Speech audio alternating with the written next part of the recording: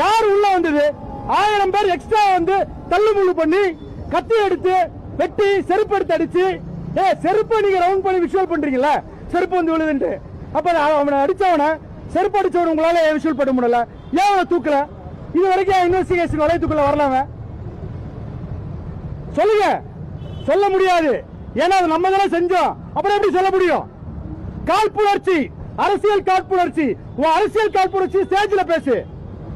இதே 1977 புரட்சி தலைவர் எம்ஜிஆர் அவர்கள் வரும்போது லட்டி சார்ஜ் பண்ணீங்க. நீங்க லட்டி சார்ஜ் பண்ணீங்க. அதேதான் இன்னைக்கு விஜய்க்கு நடக்குது.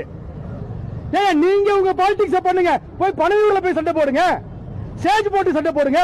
மக்கள்கிட்ட எங்க காட்டுறீங்க? தமிழக மக்கள்கிட்ட எங்க காட்டுறீங்க? வழக்கறிஞர் எங்களுக்கு எங்களோட ஆதகமே நீங்க மக்கள்கிட்ட காட்டுறதுதான்.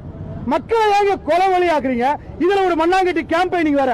அந்த செந்தில் பாலாஜின்ற ஒரு முன்னாள் மந்திரி, அதாவது பாட்டில் ஒரு பேரை போட்டு ஹாஸ்பிட்டல்ல ஸ்டண்ட் காட்டுறாரு. என்னங்க இது? ஆம்புலன்ஸ் திமுக போட்டிருக்கீங்க. இதை விட கேவலமான விஷயம் என்னங்க இருக்கு? மக்கள்ல பைத்தியக்காரனாங்க, தமிழக மக்கள்ல பைத்தியக்காரனா?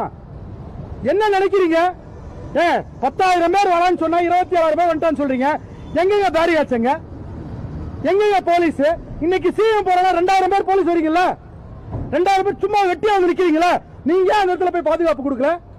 உங்களால பாதுகாப்பு கொடுக்க முடியல.